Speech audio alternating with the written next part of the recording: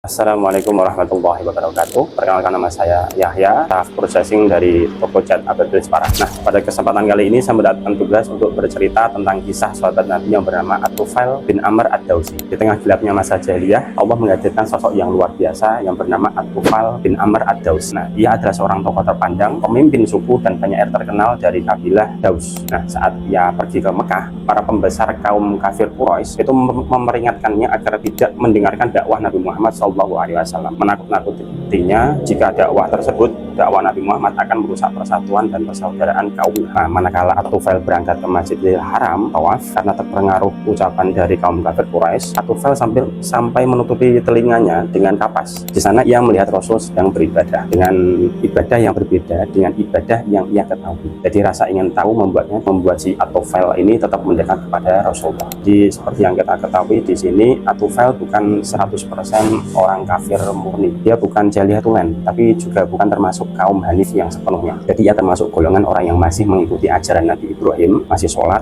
masih tawaf di Ka'bah, namun ajarannya tersebut masih telah bercampur dengan kemusyrikan. Sebagaimana yang kita ketahui bahwa Ka'bah pada saat itu sudah dikelilingi oleh berhala-berhala yang banyak. Jadi maka At-Tufail tetap melakukan tawaf, tapi tawafnya juga menyembah dan berdoa kepada berhala. Nah, lalu diikutinya Rasul sampai ke rumahnya, diceritakan kepadanya apa yang telah dikatakan kepada kaum kafir Quraisy tentang dirinya kepada Rasul. Lalu ia meminta kepada Rasul untuk menjelaskan tentang agamanya, agama Islam. Lalu dibacakanlah Al-Quran kepada At-Tufail. Seketika hatinya bergetar. Ia sadar ini bukan ucapan manusia biasa. Tanpa ragu, At-Tufail pun masuk memeluk agama Islam. Ia kembali ke kampung halamannya untuk berdakwah. Berawal ke anggota keluarganya, lalu berlanjut ke kaumnya. Namun kaumnya tidak menjawab dengan cepat ajakan tersebut, kecuali Abu Hurairah. Abu Hurairah, seorang yang nantinya menjadi perawi hadis terbanyak sepanjang sejarah Islam yang kita kenal sampai sekarang. Ia termasuk di antara yang menerima dakwah Islam dari sahabat At-Tufail. Lalu karena merasa sedih, keduanya mengunjungi Rasulullah. Mendengar cerita mereka, Rasulullah SAW mengambil wudhu, sholat, lalu berdoa. Nah, saat melihat Rasul berdoa, Abu Hurairah berpikir,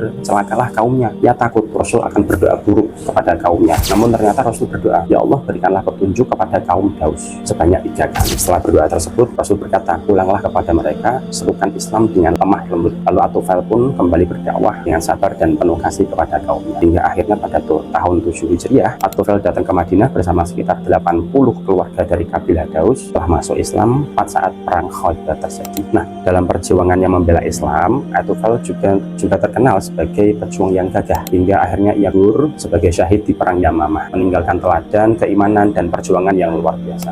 Dari kisah singkat At-Tufail bin Amr Ad-Dawsi ini, kita belajar bahwa kebenaran akan selalu menemukan jalannya ke hati orang yang dikehendaki oleh Allah Subhanahu wa Ta'ala. Sama seperti hidayah yang datang kepada At-Tufail. Jadi jangan menutupi dirimu dari kebenaran.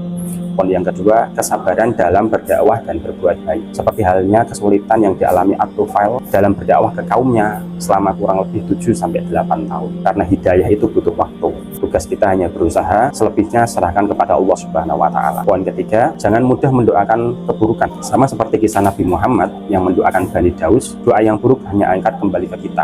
Jadi mari berdoa yang terbaik agar kita semua mendapatkan hidayah bersama-sama. Jadi dalam implementasinya dalam kehidupan saat ini, mari menjadi pribadi yang terbuka, tapi tidak gampang terpengaruh oleh ucapan syariah saja. Jangan pernah lelah dan bersabar dalam menyebarkan kebaikan dan mendoakan hidayah bagi sesama, mulai dari keluarga kita sampai teman-teman di sekitar kita. Karena boleh jadi doa dan kesabaran kita lah yang akan menjadi jalan perubahan hidup seseorang. Wallahu a'lam bishawab. Sekian dari saya. Jangan lupa beli catnya di Abadil saja. Assalamualaikum warahmatullahi wabarakatuh.